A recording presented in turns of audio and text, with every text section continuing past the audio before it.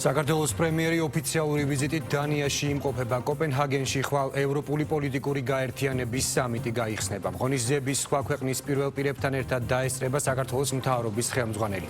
ირაკლი კობახიძე მონაწილეობას მიიღებს პანელურ დისკუსიაში. დაგეგმილია სიტყვით გამოსვლაც. იმის გათვალისწინებით, რომ წლევანდელი სამიტის მთავარი თემა ეკონომიკური საკითხებია, პრემიერი მთავარ აქცენტს დაკავშირებადობისა და შუა დერეფნის განვითარების კონტექსტში საქართველოს საკვანძო როლზე გააკეთებს. მანამდე კი ირაკლი კობახიძე ესწრება მიღებას, რომელსაც ქვეყანაში ჩასული ოფიციალური სტუმრების პატივსაცემად სამეფო ოჯახი მართავს. მოამბე კოპენჰაგენიდან პრემიერის ვიზიტის დეტალებით ახლა პირდაპირ ეთერში სალომე ქოქიაშვილი გვერდდება. სალომე.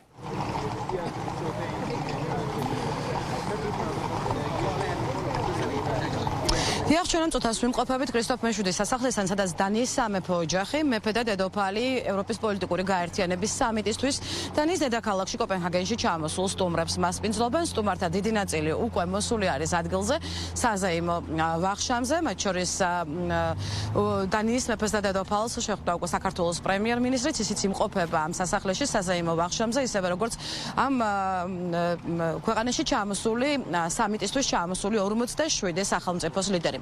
ევროპის პოლიტიკური გაერთიანების სამიტისთვის ამ ვახშმის წინ სხვათა შორის უნდა ითქვას, რომ საკმაოდ საინტერესო პრეს-რელიზი გაავრცელა თავად სამეფო ოჯახის პრესსამსახურმა, სადაც ვკითხულობთ, რომ ყველაფერი მაღალი რანგის სტუმრების მიღებისთვის არის ძალიან დეტალურად გაწერილი, მათ შორის ამ პრეს-რელიზში ამოვიკითხეთ ისიც კი, რომ მაგალითად სპეციალურად ემზადებოდნენ მეფე და დედოფალი ამ ვახშმისთვის და ყვავილებიც კი, რომლითაც მორთული არის ვახშმისთვის განკუთვნილი დარბაზი, არის შესაბამისობაში ამავე დარბაზის ოქროსფერ მორთულობასთან.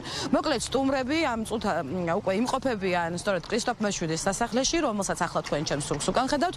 აქ იმყოფება როგორც 27 წევრი სახელმწიფოს, ევროკავშირის წევრი სახელმწიფოს პირველი პირი, ისე გაფართოების პაკეტში არსებული ყოფილი ქვეყნის ხელმძღვანელი და რა თქმა უნდა ევროპული ინსტიტუციების პირველი პირები. მოკლედ, დიდი სტუმრიანობა არის დღეს დანიაში, რაც შეეხება უკვე თავად ევროპის პოლიტიკური გაერთიანების სამიტი ოფიციალურად უკვე ხვალ დილიდან აიღებს სტარტს, გაიხსნება ის პლენარული სხდომი და შემდგომ უკვე გაგრძელდება დისკუსიები თემატურ პანელებზე.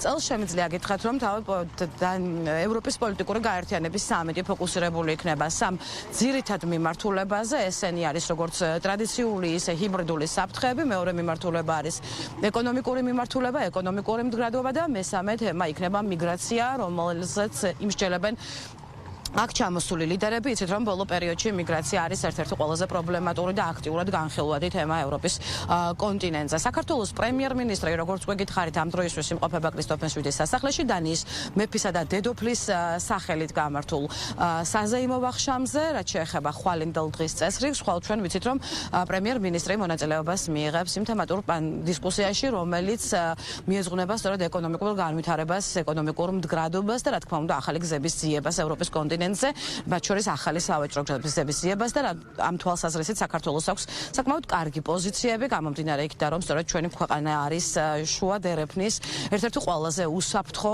ახალი სავაჭრო ტრანზიტული მარშრუტის, ასე ვთქვათ, ერთ-ერთი მთავარი შემადგენელი ნაწილი. საქართველოს პრემიერ-მინისტრთან ერთად დანიაში იმყოფებიან დელეგაციის წევრებიც, მათ შორის აქ იმყოფება ადმინისტრაციის ხელმძღვანელი და რა თქმა უნდა საგარეო საქმეთა მინისტრი. ზოგადად ევროპული პოლიტიკური გაერთიანების ფორმატი მნიშვნელოვან ფორმატად ჩამოყალიბდა ევროპელი ლიდერებისთვის. აქ მსჯელობა მიდის ყველა იმ მნიშვნელოვან საკითხზე, რაც შეეხება ევროპის რეგიონს და რა თქმა უნდა ჩვენთვის ძალიან მნიშვნელოვანია, რომ ამ დისკუსიების მონაწილე არის საქართველო და საქართველოს პრემიერ-მინისტრი მიიღებს დისკუსიებში მონაწილეობას, რომელიც შეეხება ეკონომიკურ საკითხებს.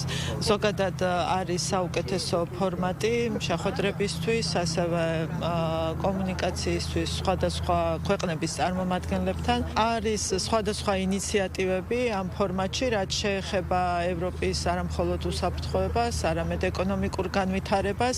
ამ შემთხვევაში საფრანგეთს ჰქონდა ინიციატივა ნარკოტიკებთან დაკავშირებით ევროპის ქვეყნების გაერთიანების და ნარკოტიკების წინააღმდეგ ბრძოლაში ევროპის ქვეყნების ძალისხმევის გაერთიანების. ჩვენ რა თქმა უნდა ამ ინიციატივას ვუერთდებით საქართველოსთვის ძალიან მნიშვნელოვანი საკითხია. ბოლო პერიოდში განსაკუთრებით აქტიურად მიმდინარეობს ამ პრობლემაზე მუშაობა, ბრძოლა ნარკოტიკების წინააღმდეგ და რა თქმა უნდა ეს ინიციატივა, რომელიც საფრანგეთის მიერ იყო შემოტანილი ამ ფორმატში, ჩვენს მიერ არის მხარდაჭერილი.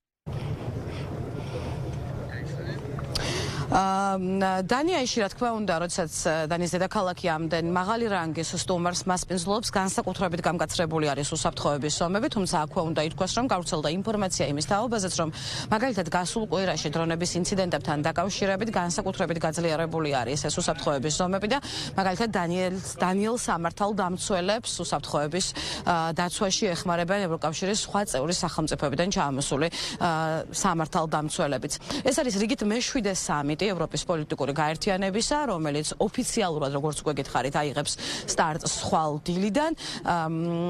უკვე მე-7 იმართება 2022 წელს შედგა ევროპის პოლიტიკური გაერთიანების პირველი სამიტი ჩეხეთის დედაქალაქში, პრაღაში და თავის დროზე ის შეიქმნა სწორედ საფრანგეთის პრეზიდენტის ემანუელ მაკრონის ინიციატივით, იმისათვის, რომ როგორც ევროკავშირის წევრ ქვეყნებს, ისე მათ პარტნიორებს, განსაკუთრებით გაფართოების კალათის ქვეყნებს ჰქონდეთ ერთიანი სივრცე იმისათვის, რომ ერთობლივად იმსჯელონ როგორც გამოწვევებზე, ისე საერთო მიღწევებზე.